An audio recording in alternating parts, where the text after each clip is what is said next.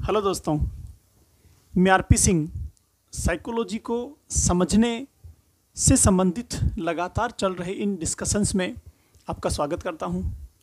हमने इससे पहले 4 डिस्कशंस किए हैं दोस्तों। पहली चर्चा हम लोगों ने मनोविज्ञान के प्रारंभ को लेकर की थी, जहां हमने जाना था कि मनोविज्ञान क्या है, क्यों यह हमारे लिए समझने का सीखने का विषय है और कैसे इसको समझा और सीखा जाए, कैसे इसका प्रारंभ हमारे पूरी दुनिया में हुआ था। यह हमने पहले सेशन में जाना था फ्रेंड्स। और दूसरे सेशन में जाना था कि कैसे मनोविज्ञान यूनान से प्रारंभ होता है दर्शन की शाखा के रूप में और लगातार अपने अर्थों में बदलाव करते हुए वर्तमान समय तक पहुंचता है, जहां व्यवहार और अनुभूतियों का अध्ययन बन गया है। उसके बाद तीसरे सेशन में हमने जाना था फ्रेंड्स कि मनोविज्ञान के विकास क्रम में 1879 में जर्मनी के लिप्जिग शहर में जब विलियम वुंट पहली प्रयोगशाला स्थापित करते हैं, तो इस प्रयोगशाला की स्थापना के बाद मनोविज्ञान दर्शन से पृथक होकर विज्ञान के साथ जुड़ने लगता है और आगे चल के यह आधुनिक विषय बनने लगता है, या फिर यूं कहें मनोविज्ञान का वैज्ञानिक काल शुरू होता है दोस्तों। तो वैज्ञानिक काल में क्या क्या चीज़ें हुई, विलियम वुंट का कैसे महत्वपूर्ण रोल इस पूरी अर्थों को बदलने में रहा, ये हमने उस सेशन में जाना था। उसके बाद अगले सेशन में हमने जाना था फ्रेंड्स कि मनोविज्ञान जब विकसित हो रहा है तो मनोविज्ञान की विषय वस्तु कैसे अलग अलग व्यक्तियों के द्वारा या फिर व्यक्तियों के समूह के द्वारा अलग अलग मानी जाती है, और जो विषय वस्तु व्यक्तियों के समूह के द्वारा अलग अलग मानी गई थी उसे मनोविज्ञान में संप्रदाय या स्कूल ऑफ साइकोलॉजी कहा गया था। हमने वहाँ 5 संप्रदायों को लेकर डिस्कशन किया था। इन सारी चीज़ों के डिस्कशन के बाद इसी डिस्कशन की अगली कड़ी में, अगले क्रम में दोस्तों, आज हम चर्चा करने वाले हैं ऐसे 2 महत्वपूर्ण टॉपिक्स पर जिनका बहुत इंपॉर्टेंस है साइकोलॉजी में। पहला टॉपिक दोस्तों हमारा है मनोविज्ञान के लक्ष्य, गोल्स ऑफ साइकोलॉजी। हर एक विषय का अपना लक्ष्य होता है, हर एक काम किसी न किसी लक्ष्य के साथ किया जाता है। तो मनोविज्ञान को अध्ययन करने के पीछे भी कुछ गोल्स हैं। कई सारे मनोवैज्ञानिकों ने इसके 3 लक्ष्यों को निर्धारित किया है दोस्तों। पहला लक्ष्य है मनोविज्ञान का मापन और वर्णन। किसका मापन और किसका वर्णन? क्योंकि मनोविज्ञान व्यवहार का विषय है। मनोविज्ञान में अनुभूतियों को अध्ययन किया जाता है। मनोविज्ञान में विभिन्न संज्ञानात्मक और मानसिक संक्रियाओं को, संप्रतियों को समझा जा जाता है। इन सभी मानसिक संक्रियाओं को, संज्ञानात्मक प्रक्रियाओं को, व्यवहारों को मापन करना और उस मापन के आधार पर उनका वर्णन करना, ये मनोविज्ञान का पहला लक्ष्य है दोस्तों। दूसरे लक्ष्य की ओर आते हैं। दूसरा लक्ष्य इसका निर्धारित किया गया है फ्रेंड्स, पूर्वानुमान और नियंत्रण। तो किसका पूर्वानुमान? उन्हीं का पूर्वानुमान जो मनोविज्ञान की विषय वस्तु है, उन सारे संप्रतियों का पूर्वानुमान जिनका व्यवहार के साथ रिलेशन होता है, जो संज्ञानात्मक प्रक्रियाएं हैं, जो मानसिक संक्रियाएं हैं, उन सब के बारे में पूर्वानुमान लगाना और पूर्वानुमानों के आधार पर उन पर नियंत्रण करना, उनको एक सही दिशा देना, सही डायरेक्शन देना, ताकि आगे चल के व्यवहार जो बने या व्यक्तित्व जो बने या सीखने की जो संरचना बने, ऐसी बने जैसा हम चाहते हैं, अपेक्षित व्यवहार आगे हों, इसको लेकर नियंत्रण, कंट्रोल। तीसरा मनोविज्ञान का लक्ष्य है फ्रेंड्स व्याख्या, एक्सप्लेनेशन। किसकी व्याख्या? मनोविज्ञान में व्यवहार का अध्ययन किया जाता है तो व्यवहारों की व्याख्या, बहुत सिंपल सी बात है। अनुभूतियों का अध्ययन किया जाता है तो अनुभूतियों की व्याख्या। संज्ञानात्मक प्रक्रियाओं का अध्ययन होता है तो उन सब की व्याख्या। देखिए, व्याख्या मनोविज्ञान के लक्ष्यों में सबसे महत्वपूर्ण अव्वल दर्जे का लक्ष्य है। क्यों है? क्योंकि व्याख्याओं के आधार पे ही फ्रेंड्स मापन हो सकता है, और व्याख्याओं के आधार पे ही वर्णन हो सकता है, और व्याख्याओं से ही पूर्वानुमान लगता है, और व्याख्याओं से ही किसी व्यवहार का कंट्रोल किया जा सकता है। तो मनोविज्ञान उन सारे संप्रतियों की व्याख्या करता है जो हमारे व्यवहार के साथ संबंध रखते हैं, हमारी आंतरिक संक्रियाओं से जुड़े होते हैं। तो इन 3 लक्ष्यों की प्राप्ति के लिए हम मनोविज्ञान को समझते हैं और सीखते हैं। दोस्तों आइए डिटेल से समझते हैं किस प्रकार ये मनोविज्ञान के लक्ष्य काम करते हैं और मनोविज्ञान के लक्ष्य निर्धारित किए गए हैं। मनोविज्ञान के लक्ष्य, गोल्स ऑफ साइकोलॉजी। पहला हो गया मापन व वर्णन, दूसरा पूर्वानुमान व नियंत्रण, तीसरा व्याख्या। मापन व वर्णन की बात करें फ्रेंड्स, तो मापन और वर्णन किसका? मेजरमेंट और डिस्क्रिप्शन किसका? मेजरमेंट और डिस्क्रिप्शन होगा दोस्तों व्यवहार का। किसका व्यवहार? समस्त प्राणियों का व्यवहार या फिर मानव का व्यवहार। व्यवहार के अलावा वो सभी संज्ञानात्मक संक्रियाएं या प्रक्रियाएं जो हमारे व्यवहार के साथ जुड़ी होती हैं। संज्ञानात्मक प्रक्रियाओं में बहुत सारी चीज़ें हैं, वो सारी की सारी। इन सब के अलावा किसका मापन फ्रेंड्स? हमारी बुद्धि का, हमारे व्यक्तित्व का, हमारी रुचियों का, हमारी अभिरुचियों का, हमारी अभिवृत्तियों का, और भी कई सारे ऐसे कंपोनेंट जो हमारे व्यवहार के साथ संबंधित हैं, जो मनोवैज्ञानिक या संज्ञानात्मक प्रक्रियाओं के साथ संबंधित है, उन सब के मापन को लेकर। तो मनोविज्ञान का पहला लक्ष्य कौन सा हो गया? इन सारी चीज़ों का मापन। जब इनका मापन करेंगे दोस्तों, तो मापन करने के लिए क्या करना पड़ेगा? किससे मापन होगा? मापन करने के लिए परीक्षणों का निर्माण करना पड़ेगा। परीक्षण होंगे, और ये जो परीक्षण है, इन परीक्षणों के द्वारा इन सब चीज़ों का मापन होगा। जैसे एग्जाम्पल लेके हम समझने की कोशिश करते हैं। बुद्धि की बात करें, बहुत इंपॉर्टेंट कॉन्सेप्ट है। तो बुद्धि को मापने के लिए टर्मन ने एक परीक्षण दिया था। टर्मन ने परीक्षण दिया था, उसमें क्या था? मानसिक आयु अपॉन वास्तविक आयु इंटू 100। इस परीक्षण के आधार पर हम किसी भी व्यक्ति या बालक की बुद्धि को IQ में निकालते थे या बुद्धि लब्धि के आंकड़ों में उसका मापन करते थे फ्रेंड्स। ये जो परीक्षण है, इन परीक्षणों के आधार पर जो हमने इन संपत्तियों का मापन किया, उसी के आधार इनका वर्णन किया जाता है। अगर मैं मापन की बात करूं, तो जिन परीक्षणों से मापन होता है, उन परीक्षणों के साथ दो चीज़ें हैं जो होनी चाहिए। पहली कि ये सारे के सारे परीक्षण नंबर 1 विश्वसनीय होने चाहिए। ये परीक्षण कैसे हों? विश्वसनीय होने चाहिए। रिलायबल, इनके अंदर रिलायबिलिटी होनी चाहिए। दूसरी चीज, ये जो परीक्षण है, इनमें वैधता होनी चाहिए, वैलिडिटी। ये जो परीक्षण है जिससे हम मापन कर रहे हैं, इनके दो गुण होने चाहिए। पहला गुण कौन सा? ये विश्वसनीय हो, दूसरा ये वैध हो। विश्वसनीय का मतलब क्या हो गया फ्रेंड्स? विश्वसनीय का मतलब हो गया किसी भी परीक्षण से जितनी भी बार मापन किया जाए, अगर परिणाम में अंतर नहीं आए तो वह परीक्षण कहलाता है विश्वसनीय। आपने किसी बालक की बुद्धि को मापा, उसी बालक की बुद्धि को मैंने मापा, और उसी बालक की बुद्धि को किसी तीसरे व्यक्ति ने मापा। अगर हर बार बुद्धि लब्धि के आंकड़े एक ही आते हैं, तो यह जो मापन है, यह जो मेजरमेंट है, यह कहलाएगा दोस्तों विश्वसनीय। दूसरा गुण होता है वैधता, वैलिडिटी। वैधता का मतलब क्या? जो मापन जिसके लिए बनाया गया है, अगर वह मापन उसी का मापन करे, उसी चीज को मापे, तो वह कहलाएगा वैध, वैलिड। फॉर एग्जाम्पल, अभी बुद्धि की मैंने बात की, बुद्धि को लेकर टर्मन ने जो मापन दिया, अगर उस मापन से, उस परीक्षण से बुद्धि का ही मापन होता है, तो वह बुद्धि का मापन, वह परीक्षण वैध होगा। अगर नहीं होता है तो वह वैध नहीं होगा। जैसे मोबाइल पे हमने रिचार्ज करवाया इंटरनेट और यूट्यूब देखने के लिए, आरपी सर के साथ मनोविज्ञान को समझने के लिए।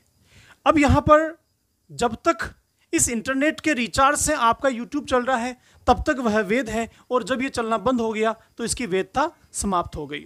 तो सिंपल सी बात है, कोई भी परीक्षण जिसके लिए बनाया गया है, अगर वह उसी का मापन करता है तो वह परीक्षण वैध कहलाता है, अन्यथा वह परीक्षण वैध नहीं होता है। तो यह परीक्षण के दो गुण हो गए।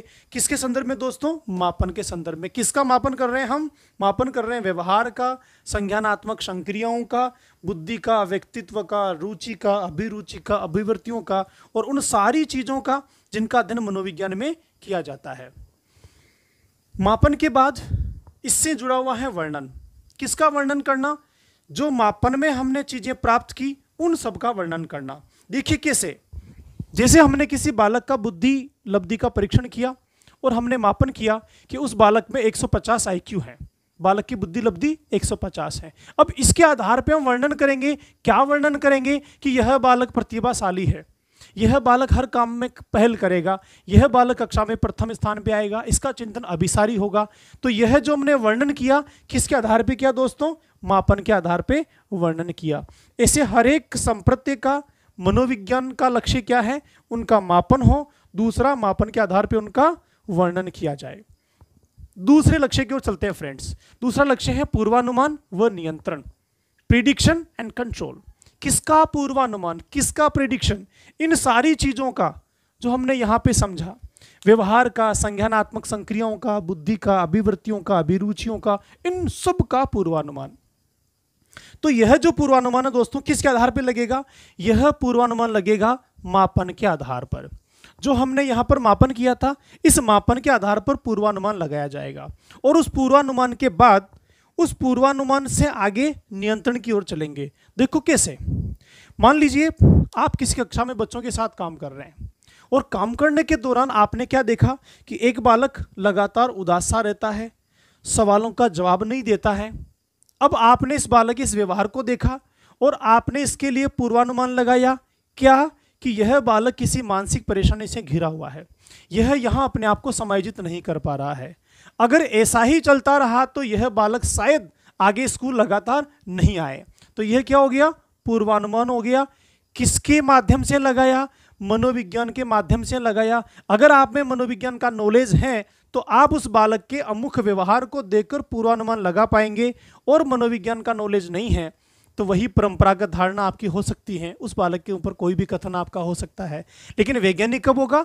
जब मनोविज्ञान के आधार पर आप उसके ऊपर कथन करेंगे। अब आपने जो उसके व्यवहार से पूर्वानुमान लगाया, अब उस पर आप कंट्रोल करेंगे कि अगर ऐसा ही चलता रहा तो अब यह व्यवहार नकारात्मक और होने वाला है या नकारात्मक उद्देश्यों की ओर जा रहा है।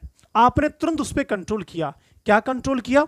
उसके साथ इंटरेक्शन किया, उसको थोड़ा सा हल्कापन महसूस करवाया, कुछ बच्चों से उस बालक की दोस्ती करवाई, और अब इसका रिजल्ट क्या होता है कि यह बालक यहाँ धीरे धीरे समायोजित करने लगा है। तो आपने क्या करा? बालक के ऐसे व्यवहार का नियंत्रण कर लिया जो नकारात्मकता की ओर जाने वाला था या जा सकता था। किसके आधार पर नियंत्रण किया? पूर्वानुमान के आधार पर। पूर्वानुमान कैसे लगाया आपने? क्योंकि आप में मनोविज्ञान का नॉलेज था। तो इसीलिए मनोविज्ञान का दूसरा लक्ष्य होता है फ्रेंड्स पूर्वानुमान व नियंत्रण। एक और एग्जांपल से आप समझिए। अभी रिसेंटली मैंने बुद्धि को लेकर आपको बताया, हमने एक बालक की बुद्धि लब्धि को मापा और हमें पता चला कि इस बालक की बुद्धि लब्धि 50 से नीचे है। इस बालक को विशेष ध्यान देने की आवश्यकता है, इस बालक को विशेष सहारा देने की आवश्यकता है, और अगर ऐसा नहीं किया गया तो यह बालक कक्षा में सफल नहीं हो पाएगा। तो इस पूर्वानुमान के आधार पर हमने क्या करा? उसके साथ रिमेडी की, विशेष उसकी सहायता की और उसके व्यवहार को कंट्रोल किया। तो इस प्रकार मनोविज्ञान का दूसरा लक्ष्य हो गया पूर्वानुमान व नियंत्रण। आगे चलते हैं फ्रेंड्स। मनोविज्ञान का तीसरा लक्ष्य है व्याख्या, एक्सप्लेनेशन, और यह सबसे प्रमुख है, यह सबसे प्रमुख लक्ष्य है किसका? मनोविज्ञान का। क्यों है प्रमुख? क्योंकि व्याख्याओं के आधार पर ही मनोविज्ञान में मापन किया जाता है, व्याख्याओं के आधार पर ही ठीक से वर्णन किया जाता है, और व्याख्याओं के आधार पर ही पूर्वानुमान और नियंत्रण लगाया जाता है।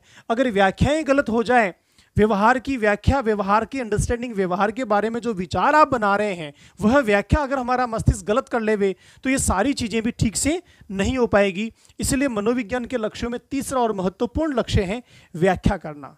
किसकी व्याख्या? फिर से वही बात होगी, व्यवहार की व्याख्या, संज्ञानात्मक प्रक्रियाओं की व्याख्या और उन सारे संपत्तियों की व्याख्या जिनका हम मनोविज्ञान में अध्ययन करते हैं।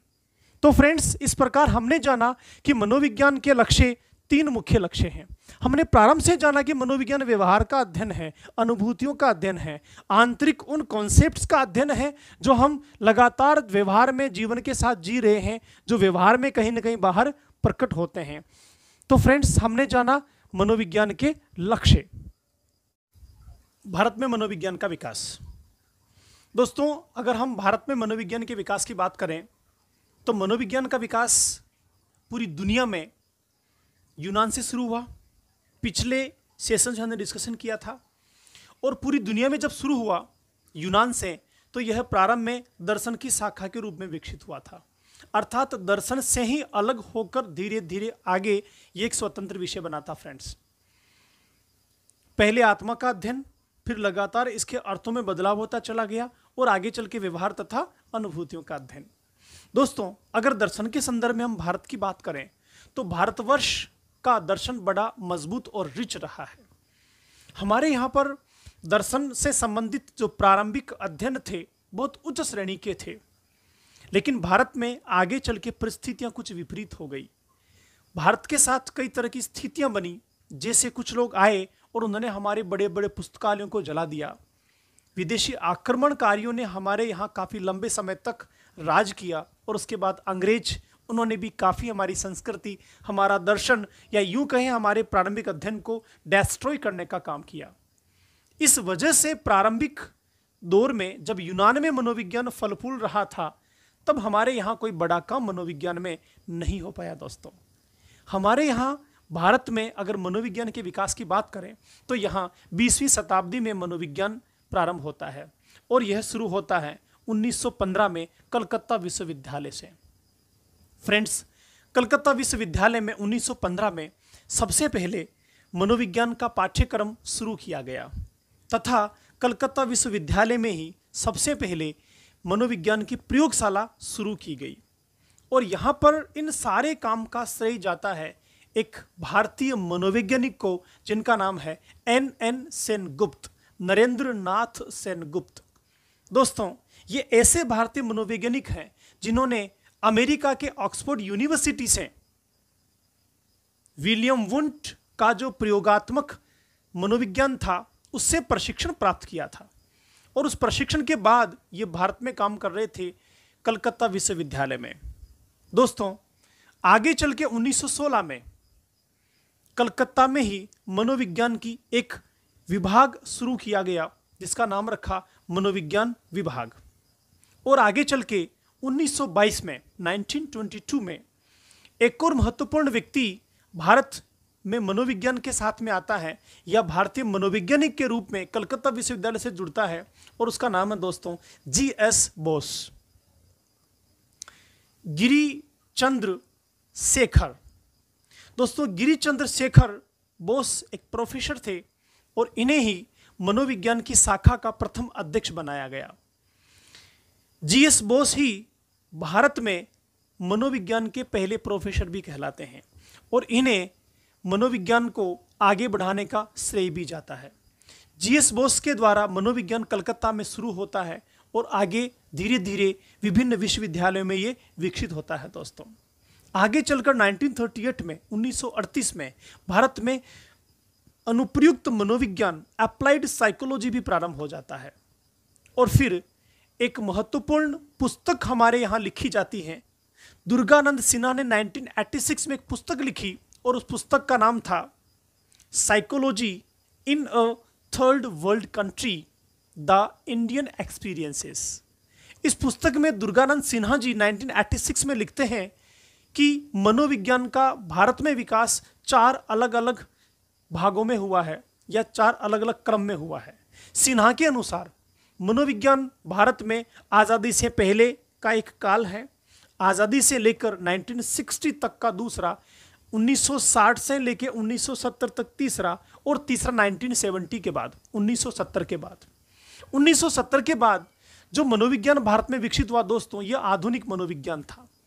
इस आधुनिक मनोविज्ञान में मानव का व्यवहार और अनुभूतियां तो इसका अध्ययन का क्षेत्र था ही, इसके अतिरिक्त विभिन्न क्षेत्रों में मनोविज्ञान भारत में भी अब विकसित होने लगा था।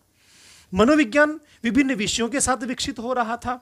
मनोविज्ञान मानसिक स्वास्थ्य को लेकर काउंसलर के रूप में डेवलप हो रहा था। मनोविज्ञान चिकित्सालयों में, विभिन्न संस्थाओं में, प्रबंध में, उद्योगों में, इंडस्ट्री में या यूं कहें उन सारे क्षेत्रों में अब भारत में डेवलप हो रहा था 1970 के बाद, जो किसी भी रूप में मनोविज्ञान किसी भी रूप में मानव के व्यवहार से जुड़े हुए थे।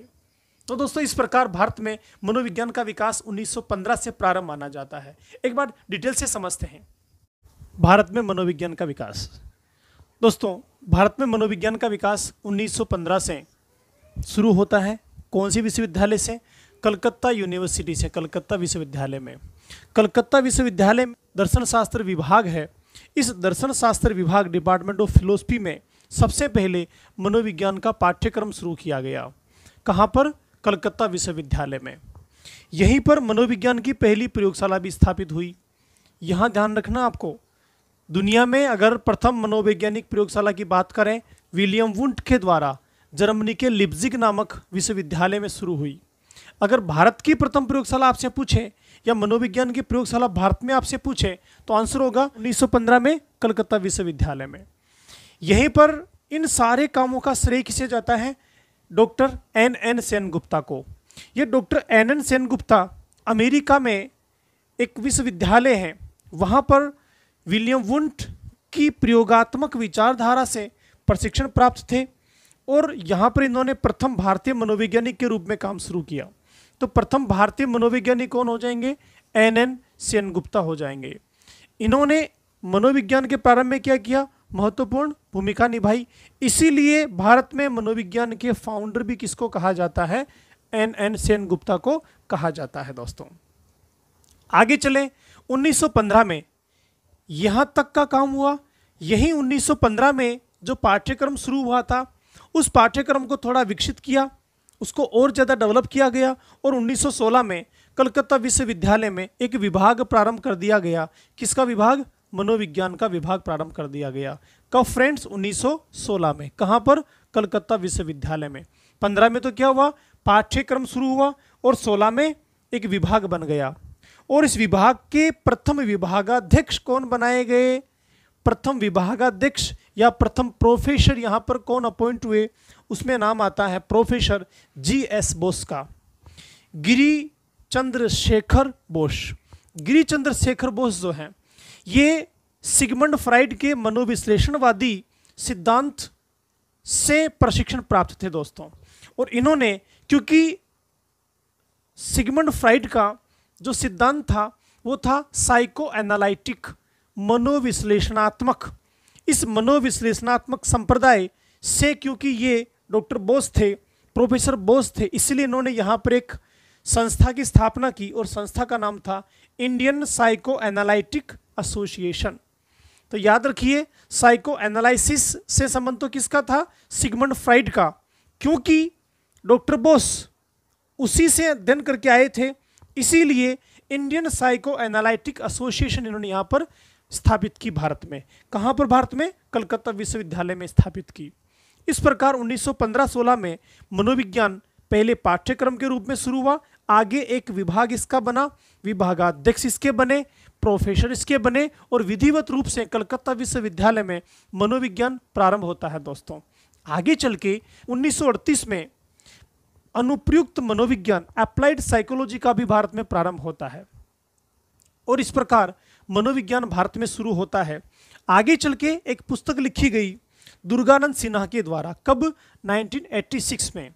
दुर्गानंद सिन्हा की पुस्तक का नाम psychology in a third world countries the Indian experiences. इस बुक में दुर्गानंद सिन्हा ने मनोविज्ञान के विकास क्रम को 4 भागों में विकसित होने की बात कही। तो दोस्तों इस प्रकार भारत में मनोविज्ञान का प्रारंभ और विकास माना जाता है। 2, 3, 4 चीज़ें यहाँ से पूछी जाती हैं। भारत में मनोविज्ञान का प्रारंभ कब शुरू हुआ? तो आंसर होगा 1915। भारत में मनोविज्ञान का अध्ययन कहाँ शुरू हुआ? तो आंसर होगा कलकत्ता विश्वविद्यालय। भारत में प्रथम मनोवैज्ञानिक कौन थे? तो आंसर होगा एन सेनगुप्ता, नरेंद्र नाथ सेनगुप्ता। मनोविज्ञान के भारत में फाउंडर किसे कहा जाता है? तो भी आंसर होगा एन सेनगुप्ता। मनोविज्ञान का प्रारंभ जब कलकत्ता विश्वविद्यालय में हुआ तो किस विभाग के साथ हुआ? तो बहुत सिंपल सी बात है, क्योंकि मनोविज्ञान स्वयं ही दर्शन से अलग होने वाला विषय है, इसीलिए दर्शन शास्त्र के विभाग के साथ में इसका अध्ययन शुरू होता है। दोस्तों 1916 में यह विभागाध्यक्ष नियुक्त हुए और विभाग के रूप में स्थापित हुआ। क्या? मनोविज्ञान। तो प्रथम विभागाध्यक्ष कौन हुए? प्रथम विभागाध्यक्ष हो गए डॉक्टर GS बोस। प्रथम प्रोफेसर भी कौन हो गए? Doctor GS Bose. और इन्होंने एक संस्था की स्थापना की जिसका नाम था इंडियन साइको एनालिटिक एसोसिएशन 1922 में। आगे चल के अनुप्रयुक्त मनोविज्ञान कब शुरू हुआ? आंसर होगा 1938 में। दुर्गानंद सिन्हा की पुस्तक का नाम क्या है? तो आंसर होगा psychology in a third world countries the Indian experiences. तो फ्रेंड्स इस प्रकार भारत में मनोविज्ञान प्रारंभ होता है और लगातार इसका विकास भी होता है। आज के सेशन में हमने 2 टॉपिक्स को लेकर डिस्कशन किया। हमारा पहला टॉपिक था मनोविज्ञान के लक्ष्य, दूसरा टॉपिक था भारत में मनोविज्ञान का विकास। मनोविज्ञान के लक्ष्यों में दोस्तों हमने 3 लक्ष्यों को जाना। पहला लक्ष्य मनोविज्ञान का मापन और वर्णन, दूसरा लक्ष्य मनोविज्ञान में पूर्वानुमान तथा नियंत्रण। तीसरा लक्ष्य व्याख्या। ये सारी की सारी चीजें किसको लेकर हो रही है? मानव के व्यवहार को लेकर और मानव के साथ होने वाली व्यवहार संबंधी संपूर्ण गतिविधियों को लेकर। तो फ्रेंड्स, अब तक हमने इन सारी चीजों को जाना और समझा। तो फ्रेंड्स, मिलते हैं अगले सेशन में। तब तक के लिए व्यस्त रहिए, सीखते रहिए।